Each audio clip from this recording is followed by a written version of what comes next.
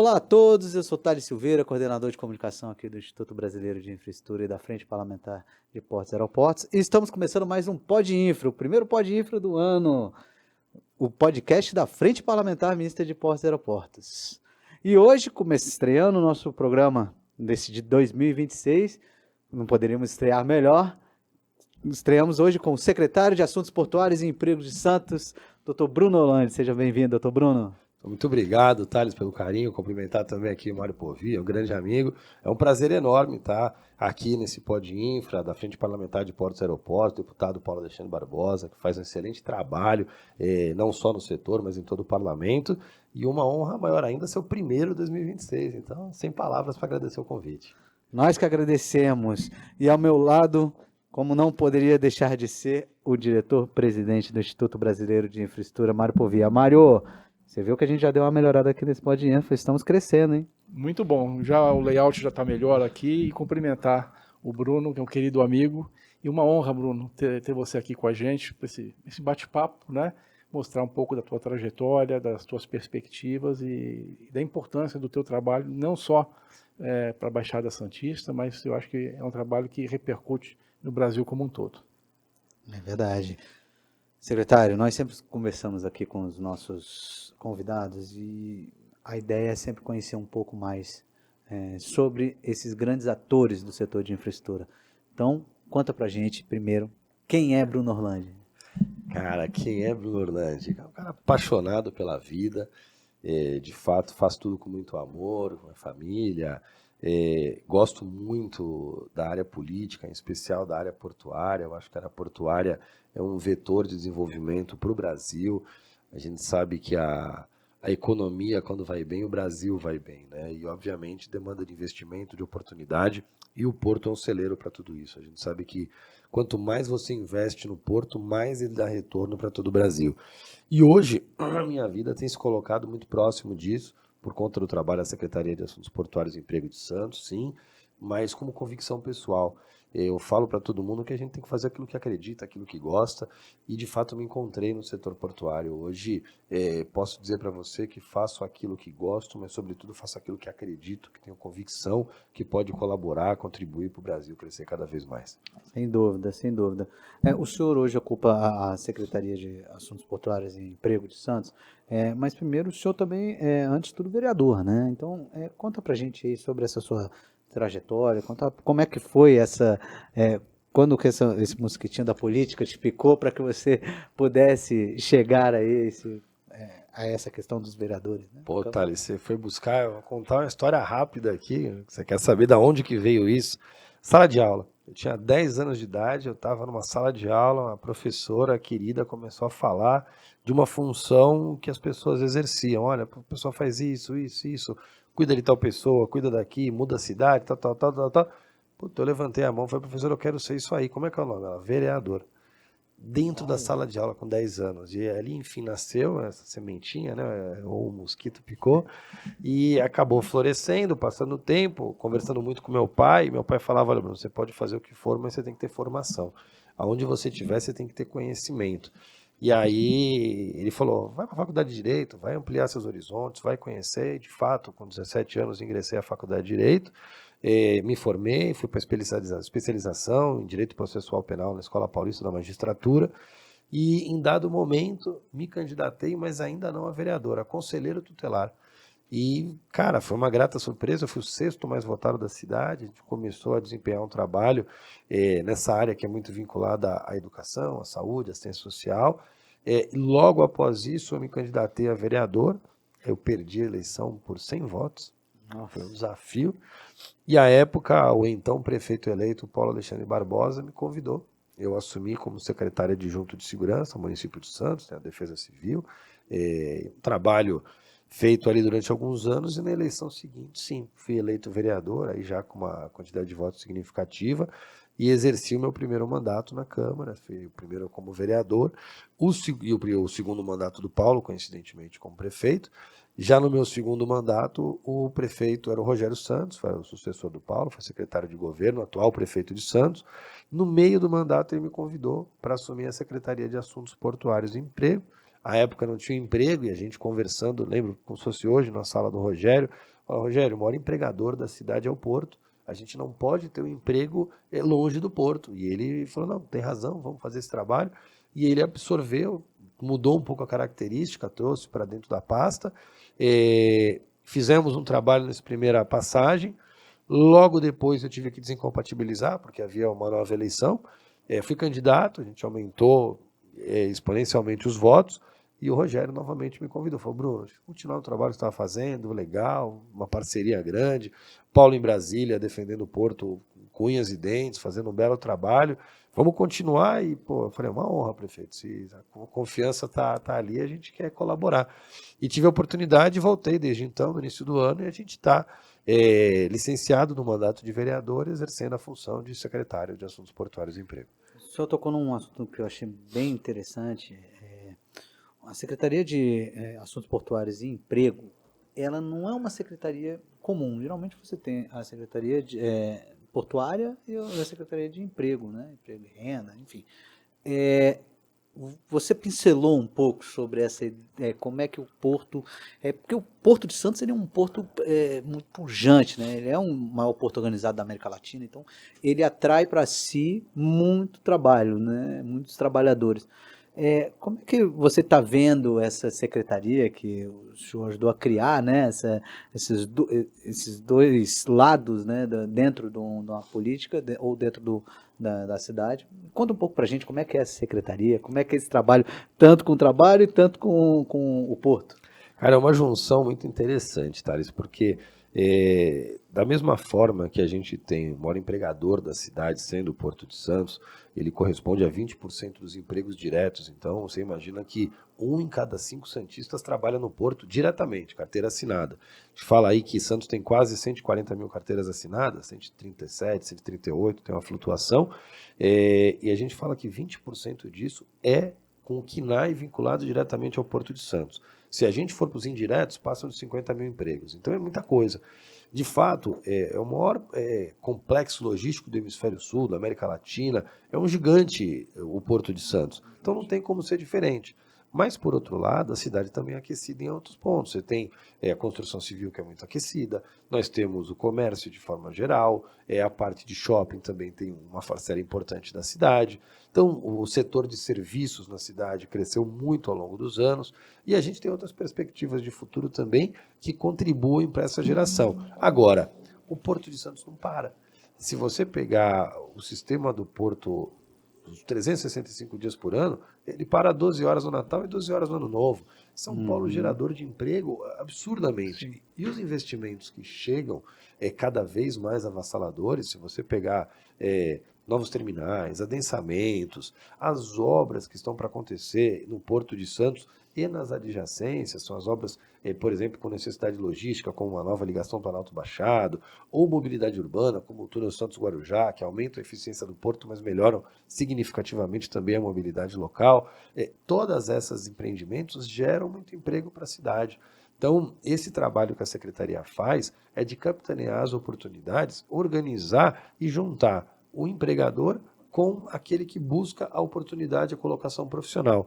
A gente tem feito ao longo dos anos mutirões de emprego mensais, às vezes focados, por exemplo, em março para a mulher, outras vezes para o deficiente físico. A gente tem conseguido boas oportunidades também, mutirões focados a esse público, mas diuturnamente fazemos com abrangência para todas as pessoas.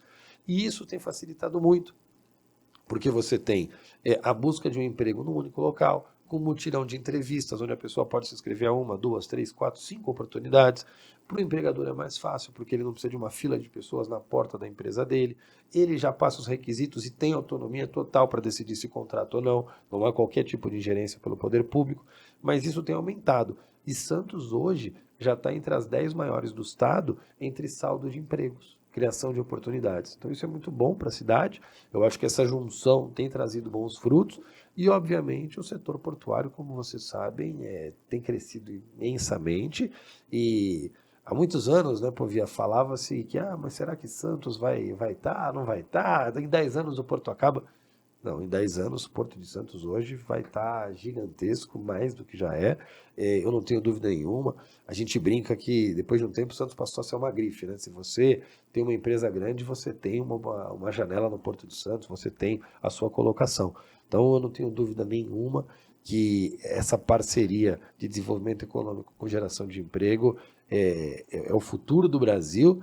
E digo mais, para o Brasil, o melhor projeto social que existe é o emprego. Então eu não tenho dúvida nenhuma que investimento é investimento também no social. Sem Bruno, dúvida. você nasceu em Santos? Nasci em Santos, Você é santista. mas palmeirense de time. Sim, sim. Grandes escolhas, inclusive, né? Bruno, essa questão das obras, você acha que Santos está preparado para tantas obras simultâneas? Você falou aí já da terceira descida, do túnel, né, Santos-Guarujá, ligação seca. Nós temos também ali os viadutos na Lemoa, né, na entrada da cidade. Nós temos as obras ferroviárias da ferrovia interna do Porto de Santos. Nós temos o mega terminal de containers, né, o STS-10, né, que é uma obra também importante, que também vai gerar ali uma transferência do terminal de passageiros lá para o Valongo, né? A própria integração ali do aeroporto do Guarujá com o centro histórico, com o terminal de cruzeiros, com algo possível de se fazer ali alguma sinergia, né? E aí, você acha que... tem a margem esquerda também, tem obras ali na perimetral, não é? Quer dizer, muita coisa acontecendo ao mesmo tempo, né? Num espaço, né, limitado ali, porque ali nós temos gargalos, né, de mobilidade urbana. Como é que você vê esse desafio? O Santos está preparado para isso? Espaço físico e espaço temporal, né? Sim. Também são obras simultâneas praticamente, né? Sim, e a gente fala de obras, na maioria delas, na parte insular da cidade, né, que é a mais adensada, porém o menor espaço físico, né? A parte continental é muito maior, mas muito menos adensada. Santos está preparado sim, mas talvez a gente tenha que ter algumas parcerias para que isso tenha melhor fluidez. E por que eu digo isso? Você foi muito feliz na colocação. Muitas obras chegando, mas todas simultâneas. Quando você fala, por exemplo, hoje a Lemoa está em obra. A gente está fazendo uma obra do município, finalizando agora, e a da autoridade portuária, que tem um espaço físico contínuo ali, uma obra depende da outra, começando agora com um término um pouco depois. Isso já cria uma certa dificuldade no trânsito local, porque você tem o coração do retroporto da cidade ali naquela fluência. Agora, esse é um pedacinho. A gente tem o viaduto de retorno da Lemoa, que já está com o projeto pronto, aguardando a autorização do governo do estado. A gente tem as obras da entrada de Santos, que é uma triangulação da FIPS com a autoridade portuária, com o governo do estado, com a prefeitura de Santos, que são fundamentais para o acesso rodoviário ao novo terminal Tecon 10 e também ao terminal de passageiros, que, aliás, diga-se de passagem, é importante salientar, é fundamental que vá para a região do Valongo. O deputado Paulo Alexandre tem batido muito nessa tecla e ele tem sido muito feliz, inclusive nesse ponto, porque esse terminal vai revitalizar o centro histórico da cidade. Sim. Ele traz ali para aquela região um receptivo muito mais adequado ao passageiro, fica em frente ao Museu Pelé, à Secretaria de Turismo, facilita a entrada de Santos, mas são obras que precisam de acesso. E esses acessos causam desafios logísticos enquanto a obra está acontecendo. Então, talvez um trabalho de gestão em paralelo, inclusive porque tem obras que são municipais, tem outras que são estaduais. Sim. E outras federais, possa ser muito interessante para que a gente avance. Em paralelo, outras já vêm acontecendo que a gente espera que já tenham terminado, como essas da Lemoa, que já estão em fase município final, a federal já começou, mas esperamos que termine antes das próximas. Tem a da ferrovia interna no Porto de Santos, que também já está em fase avançada, mas tem bastante coisa para ser feito. O Parque Valongo, que já está na sua terceira fase, eu estive historiando junto com a secretária Larissa e está espetacular, vocês têm que ir lá, cada vez mais lindo aquele espaço. Então, de fato, a gente precisa pensar, talvez, numa mão de obra gestora para essas obras todas, para que impacte o menos possível na vida de todos que ali circundam todos os dias. Lembrando que querendo ou não, vai ter um impacto, né? Teremos com essa quantidade de obras simultâneas e o grande desafio, secretário, eu entendo, né? É fazer com que essas obras todas andem com o mínimo de impacto possível, mas que também elas uma não impacte a outra e também que a gente tem um grande problema no Brasil, aí, não é uma questão de Santos, é uma questão do Brasil, de obras chegarem a determinado momento e pararem, né? A gente teve questões do TCU já mostrando sobre isso, né? Sobre obras inacabadas. Não, Santos, inclusive, é um case diferente em relação a isso, né? Mas é um desafio nesse sentido de fazer com que toda essa cadeia de eventos ande de uma forma uniforme, né? Então, Thales, você tem muita razão no que você está falando, e Santos é um case diferente pelo compromisso das pessoas que ali estão. Então, eu lembro, e posso falar isso de cátedra, quando o Paulo, por exemplo, era prefeito, a reunião era semanal. Você tinha ponto de controle, e o Rogério segue a mesma linha. E conversas duras, tá? Não é porque é o prefeito que tem relação, é pesado. Ó, cadê? Qual é o resultado? Quem que está fazendo essa obra? Como é que vai funcionar? Como é que não vai? E tem que ser dessa maneira, porque é muita responsabilidade, é dinheiro público, tem que ter entrega, aquilo é para as pessoas. Então eu não tenho dúvida nenhuma que será direcionado dessa maneira. Mas a gente precisa ter, de fato, esse cuidado de fazer tudo ao mesmo tempo, mas de uma maneira que impacte o menos possível. A gente brinca muito dizendo que não se faz omelete sem quebrar os ovos. Não tem saída. E de fato é uma verdade. Agora, você pode quebrar o omelete e fazer ele ali na frigideira, ou como minha mulher e algumas outras falam, você pode acabar sujando a cozinha toda, né? Você vai ali, o ovo está sobrando em cima da pia, tá? É esse tipo de coisa que a gente não deixa acontecer em Santos. É ter o cuidado de fazer a obra do jeito certo, concatenado com outras da região, profissionais experientes, empresas sérias. Você vê que todas as obras, elas têm começo, meio e fim ali na cidade, as entregas são pertinentes, mas, repito, porque os profissionais, os gestores ali incumbidos tratam com muita seriedade e levam até o final, por isso que é um case de sucesso, como você bem colocou. E nós nem citamos aqui a questão da dragagem, né? O Porto deve passar por 2 campanhas enormes de dragagem, né? Fundamentais. No primeiro momento, obra da própria autoridade portuária, né? Levando aí provavelmente a profundidade de 16 metros, né? E no segundo momento, com já dentro do modelo aí de concessão de canal de acesso, pelo menos é o que está anunciado, né?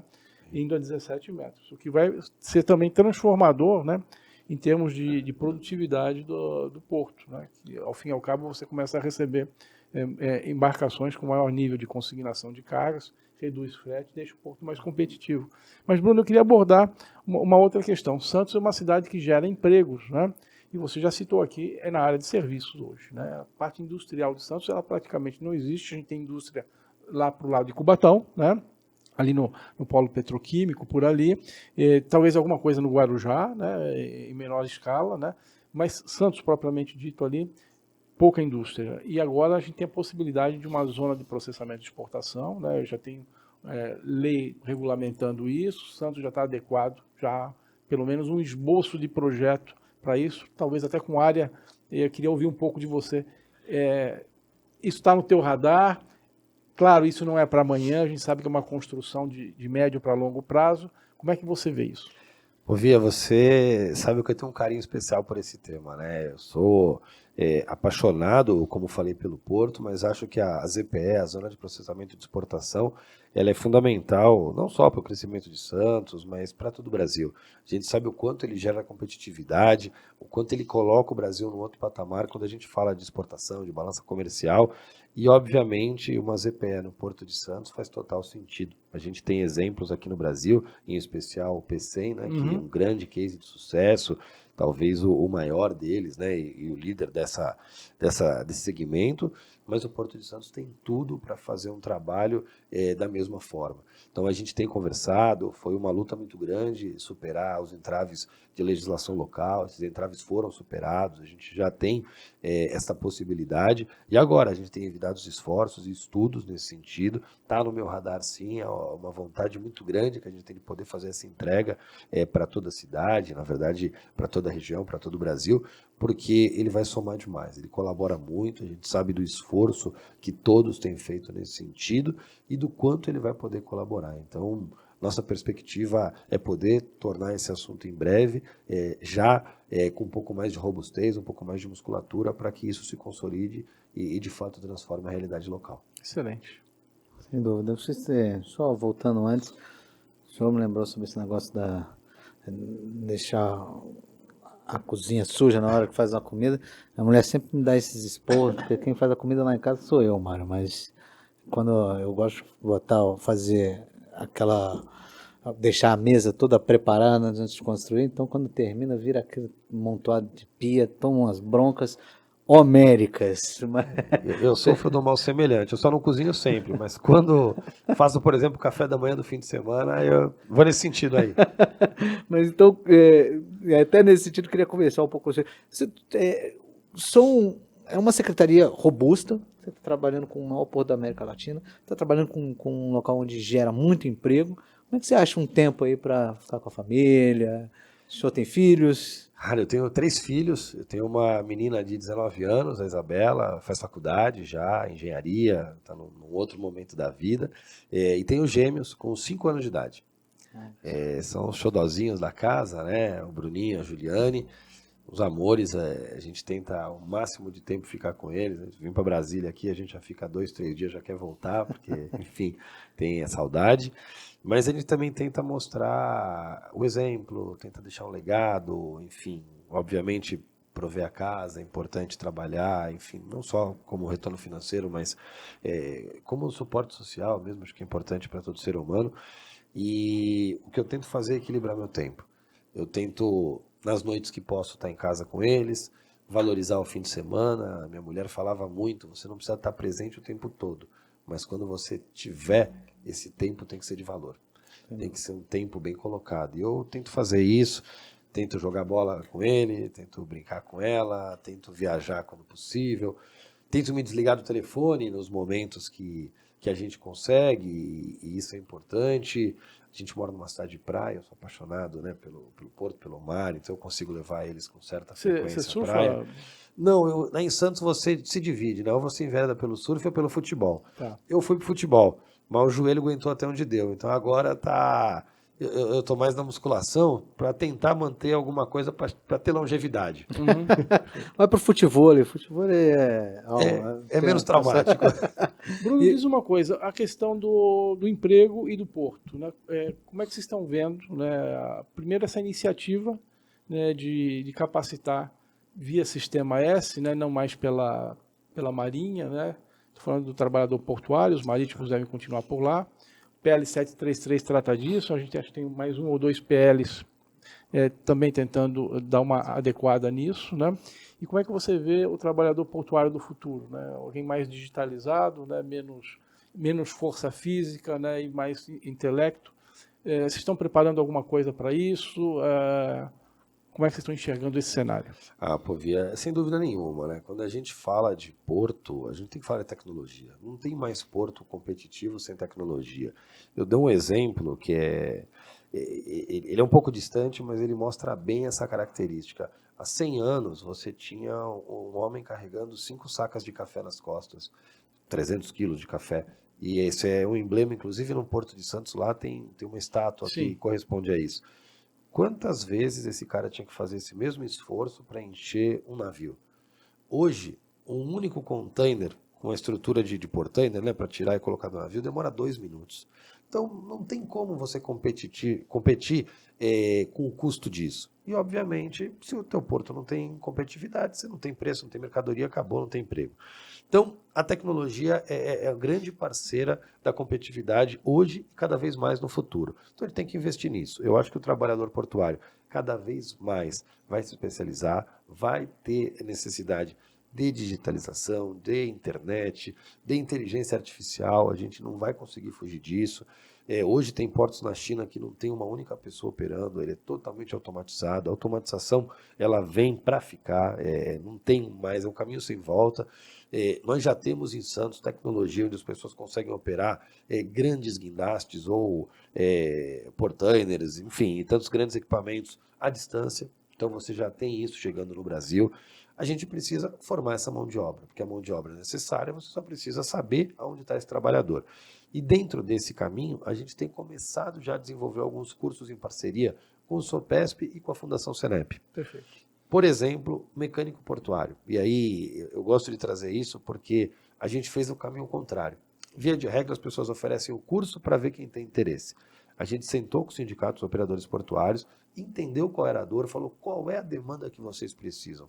E por que eu digo isso? A gente sempre escutava falar assim, mas eu quero contratar, mas eu não tenho mão de obra qualificada. Até um dia que a gente sentou e falou assim, vem cá. E eu falo isso, foi o Molitzas que eu tive essa conversa. Eu falei, Molitzas, vem cá. Qual é a dor? O que é que vocês precisam? Porque a mão de obra qualificada, mas qual é essa mão de obra? Porque até agora eu não sei qual é a função. Foi feita uma pesquisa com todos os operadores, indicaram qual era a função que faltava e a gente verificou que a principal delas era mecânico portuário.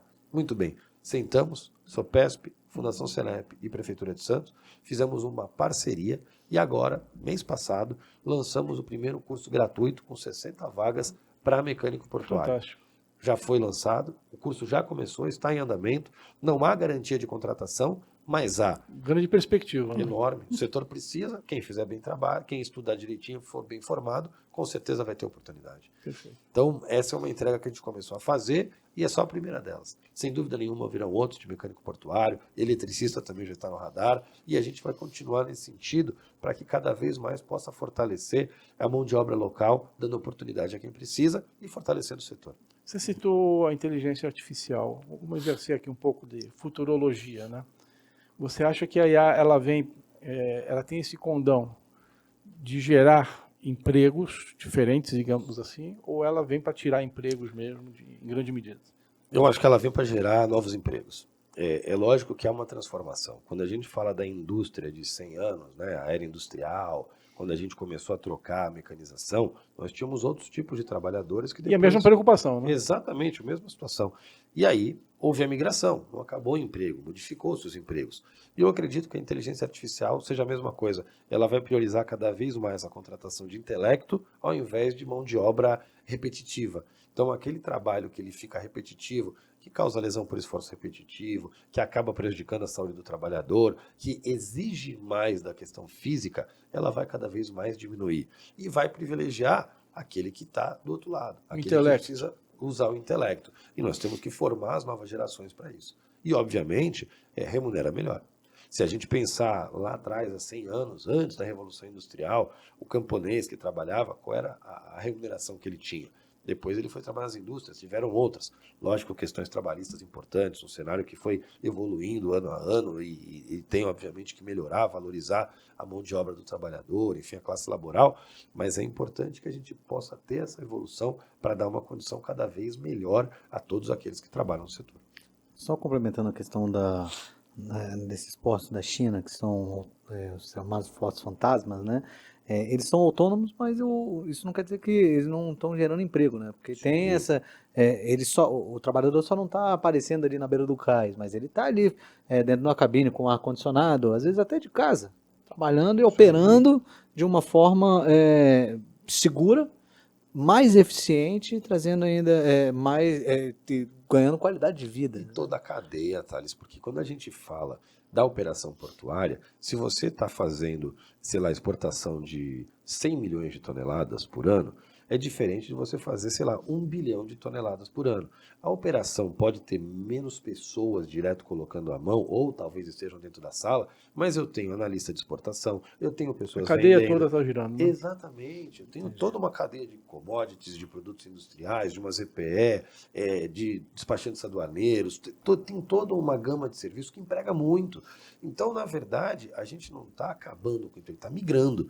E é um caminho sem volta. A inteligência artificial, e está provado, a China, um dos maiores portos do mundo, ela tem essa tecnologia, ela não para de crescer, não para de gerar emprego, não para de gerar riqueza. E você, para competir com esses tipos de tecnologia, você também tem que ter estrutura. Senão você fica superado e não tem jeito. A carga acompanha o preço. Se você não tiver competitividade, ela vai procurar outro porto. E isso não é o que a gente quer que os portos brasileiros se desenvolvam cada vez mais, em especial o Porto de Santos. Isso aí realmente foi um grande aprendizado, inclusive que os parlamentares da frente tiveram na viagem, na missão que nós fizemos aí para China ano passado, né, em que visitamos os portos de Xangai, outros portos ali em Hong Kong também, né, e é exatamente isso que o senhor falou, secretário. Os parlamentares também trouxeram esse conhecimento de, olha, realmente toda a cadeia está ganhando aqui com com essa, tanto com a inteligência artificial, quanto com o avanço da internet, ou de novos aparelhos, né? Tudo isso tem sido um ganho muito interessante. Inclusive, teremos uma nova missão internacional esse ano, em nome da Frente Parlamentar. Vamos ter aí já outras visitas. Logo, vocês vão saber para onde que a gente vai, vão trazer aí novidades. Mas antes disso, também queria conversar com você sobre a relação Porto-Cidade, né? Eu acho que fala um Porto-Emprego, que obviamente atinge diretamente a relação Porto-Cidade, mas o Porto de Santos até falam muito que ele é um porto que tem uma cidade, né? Não sei se essa máxima vale tanto hoje, né? Porque a cidade de Santos é uma cidade pujante, né? E cresceu bastante, né? Até pode ter sido no começo, mas hoje não sei se assim, é tão isso. Agora, como é que você está vendo? Nós evoluímos nessa relação. O cidadão santista, da Baixada Santista como um todo, hoje tem um apreço maior pelo Porto. Eu falo por quê? Porque o Porto, ele muitas vezes, como o Mário sempre falava, né? Ele é ligado a um ambiente sujo, como se fosse sujo, né? Você vê Injustiçado, né? injustiçado. Você está vendo que o cidadão hoje já está tendo uma conscientização maior da importância do Porto? Tá sim, Thales. Evoluiu demais essa relação nos últimos anos. É mérito, inclusive, do trabalho da autoridade portuária também, do prefeito Rogério Santos. Essa parceria dos últimos anos tem crescido muito. E por que a gente fala isso? Você falou, né, de uma cidade que tem um porto, do porto que tem uma cidade. Antigamente a gente falava que porto e cidade andavam de costas um para o outro. E, obviamente, quando você não tem relação, elas criam dificuldades. Quem resolve isso? É a cidade? Não é o porto, é a cidade. E aquilo fica para o cidadão ou para as empresas portuárias ou para o trabalhador portuário pagar a conta. E dessa vez não. De alguns anos para cá, a gente tem melhorado muito essa relação. Inclusive, estive na autoridade portuária agora, 2, 3 dias, aniversário do Porto de Santos, 134 anos, e a gente falou justamente sobre isso. Porto e cidade hoje andam de mãos dadas. A gente conseguiu estabelecer uma relação absolutamente irmanada, uma relação que entrega para a cidade em todos os pontos e também entrega para o porto. Por quê? Você qualifica a mão de obra, você vê os desafios locais que existem. Dá um exemplo simples aqui. A Avenida Perimetral de Santos, ela fica na região portuária. Você depende da organização do porto ou da autoridade portuária para fazer qualquer tipo de intervenção no local. Só que nós tínhamos uma ambulância que atendia uma UPA que precisava fazer um retorno pela Avenida Perimetral. Ela era fechada. Anos de discussão. Nós sentamos com a autoridade portuária, explicamos a necessidade, em menos de um ano a obra estava pronta e entregue. Hoje a ambulância retorna com muito mais rapidez. Isso é relação porto-cidade.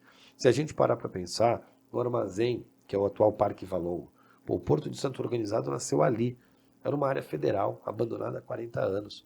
Na época, o ministro Márcio França autorizou a cessão. Intervenção do deputado Paulo Alexandre Barbosa, conseguiu trazer, fez a cessão para o município. Numa bela parceria, através de uma empresa portuária, foram aportados os primeiros 15 milhões como uma compensação do município de mitigação e impacto de vizinhança, conseguiu a primeira reforma, fez a primeira entrega e o primeiro evento da cidade. Um evento filantrópico. O Santos tem uma tradição de fazer uma festa inverno, onde você traz entidades beneficentes que arrecadam dinheiro para a filantropia. Então eles vendem hot dog, refeições, jantares. É uma festa muito bonita na cidade. Primeiro evento do Parque Valongo, que foi construído com zero recurso público, 100% privado, e nesse caso, de empresa portuária, conseguiu revitalizar e nesse primeiro evento arrecadou R$ 1 milhão totalmente destinado à filantropia. Isso é relação porto-cidade. Você devolve um espaço para a cidade democrático, onde todos vão, o santista, o visitante, o rico, pobre, todos têm acesso, devolve o acesso à linha d'água, porque o cidadão santista não tinha mais, aquele avô que trabalha no porto, ou que trabalhou a vida inteira, queria levar o neto, não tinha, hoje tem, e no primeiro evento ele faz logo destinado a quem mais precisa, entregou recursos às entidades assistenciais que fazem um belo trabalho com idosos, com crianças, em creche, trabalhos com deficientes intelectuais, deficientes físicos, e isso foi uma entrega que a cidade proporcionou nessa grande parceria com o Porto. Então, a relação Porto-Cidade hoje ela funciona cada vez melhor, temos projetos de levar ensino portuário para dentro das escolas, os jovens têm essa oportunidade e no final fazem uma visita ao canal Embarcados para conhecer esse gigante. Calculem quantas crianças no Brasil não iriam conhecer o Porto de Santos embarcados por dentro. Hoje, os jovens de escola pública, quando tem esse projeto dentro da escola, que a gente começou com um piloto e pretende ampliar essa ação, já tem essa oportunidade. Muito interessante, né? Porque é uma maneira também de você chamar a atenção para esse jovem, né, da possibilidade de trabalhar, né, de se formar na logística e trabalhar no porto no futuro. Né? É uma das premissas do projeto. Muito interessante. E, Bruno, como é que está a situação da inclusão da mulher, né, no setor de trabalho, de emprego? Como é que vocês estão? Tem algum programa específico para isso? Cara, melhorou muito. O Santos tem uma secretaria da mulher que trabalha em parceria conosco, e a gente tem percebido, e acho que aqui também, de maneira geral, no setor portuário, a presença cada vez maior da mulher. É um trabalho que tem que ser feito, obviamente, nós temos que valorizar e buscar essa inserção, mas a gente começa a ver também um crescimento na área operacional.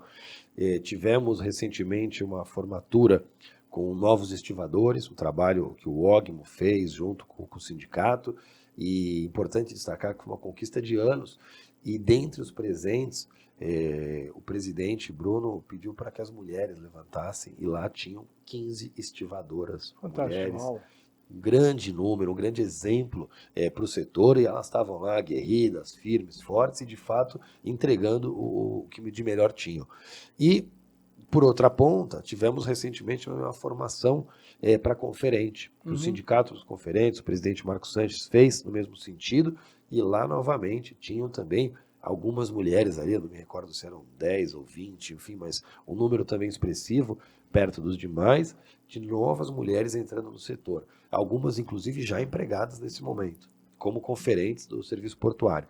Então, dentro desse contexto, as mulheres estão tomando espaço, e a gente tem tomado cuidado de conversar com os atores dentro desse trabalho para que deem oportunidade, para que busquem. O próprio mutirão do emprego, a gente tenta fazer o mês de março, que é o mês da mulher, voltado para o público feminino, para que a gente possa, de fato, contribuir, porque é justo, não tenho dúvida nenhuma. E, obviamente, faço a leitura na minha própria casa. Eu tenho um filho e 2 filhas. A gente precisa demonstrar que a sociedade precisa ter condições de igualdade em qualquer setor, em especial portuário. Muito bom. Sem dúvida.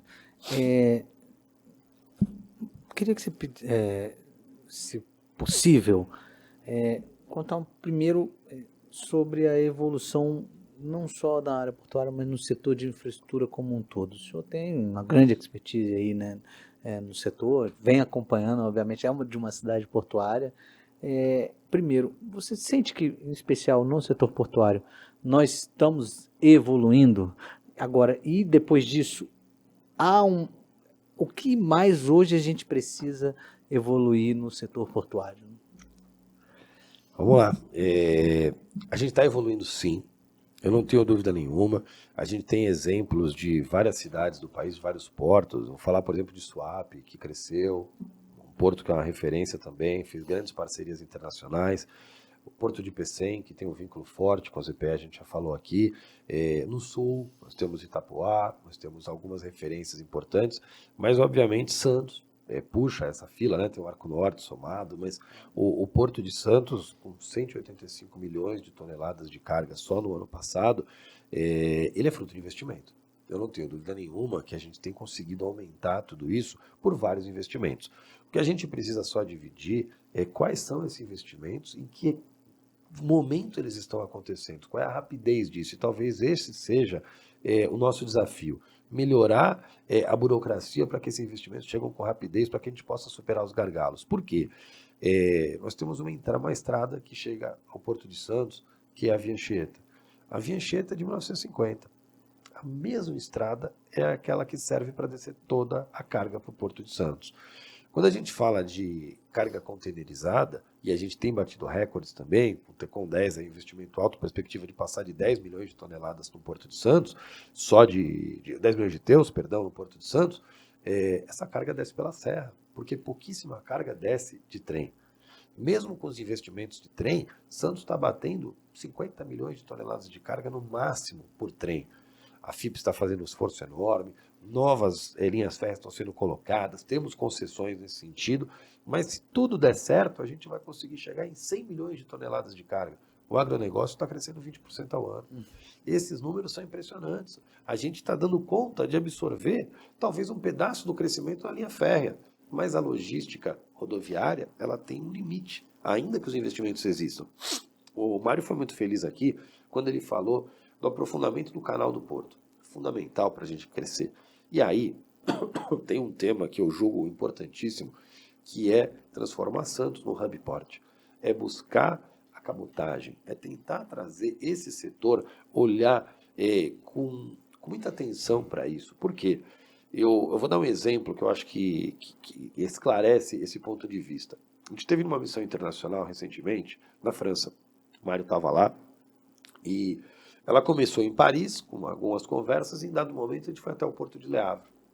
E Le Havre, ele fica do lado ali da Antuérpia, do lado de Rotterdam, do lado no bom sentido, né? Mas são portos próximos. E ele é a porta de entrada dessa região da França. E muitas cargas chegam por ali e, ao invés de irem de caminhão para Paris, e aí não é nem pela estrada, é pelo caos que é Paris, né? A logística da própria cidade, eles chegam pelo rio. E aí você fala, poxa vida, mas qual é a capacidade disso? Cara, a gente fez de ônibus de Paris a Le Havre.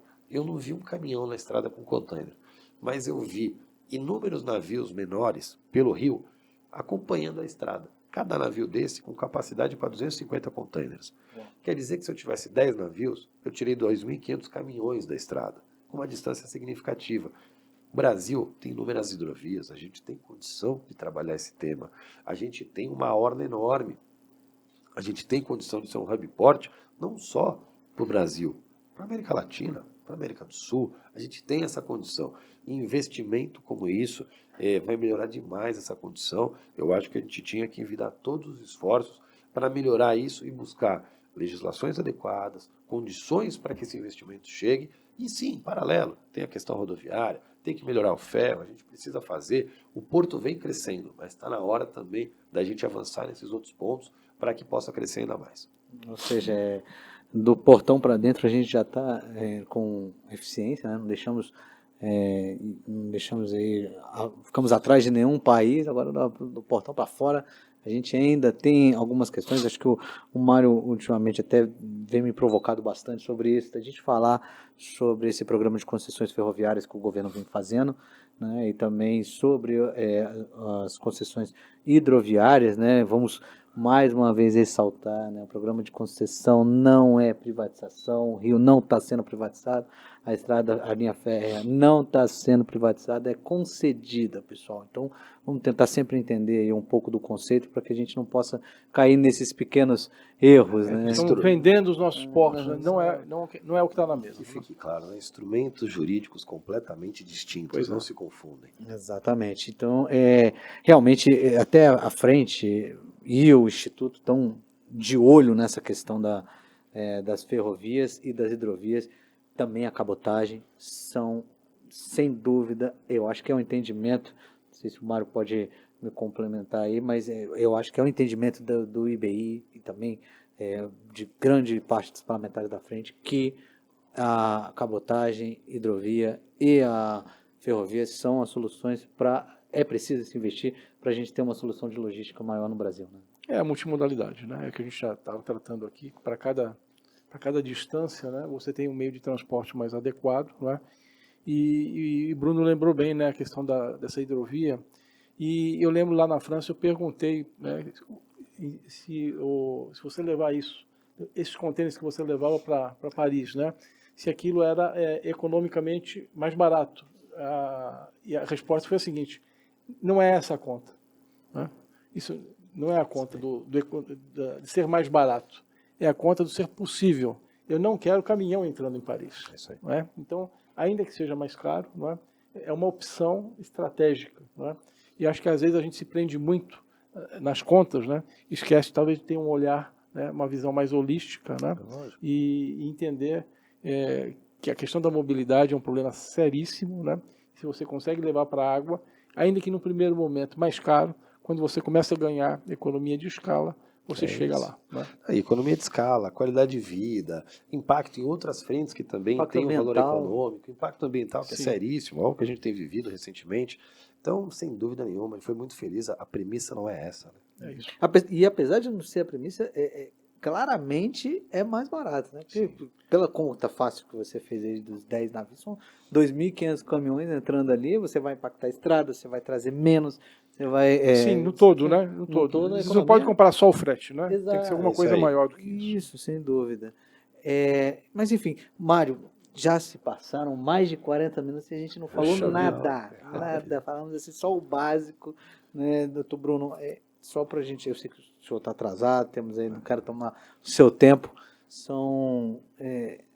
Queria que o senhor deixar o espaço para as suas considerações finais. Primeiro, agradecer aí por ser o nosso primeiro convidado, né? Mário me impede de falar de entrevista, que a gente não faz entrevista aqui, a gente faz um bate-papo, uma conversa. Sim. Então, é o nosso primeiro convidado de 2026. Primeiro, desejar sucesso aí, tanto na sua Mais carreira como sucesso, no- né? Mais É, sucesso. e também como secretário. Conte com a Frente Parlamentar, com o Instituto Brasileiro de Infraestrutura, para tudo que é relacionado à infraestrutura de transportes. No que o senhor precisar, estaremos aí. E deixe suas considerações finais. Mais uma vez, obrigado. Bom, Thales, queria agradecer a você por esse convite, por estar aqui, ao Mário Povia, meu querido amigo, condução dos trabalhos excepcionais aqui, eu nem senti passar esse tempo, de fato foi muito agradável.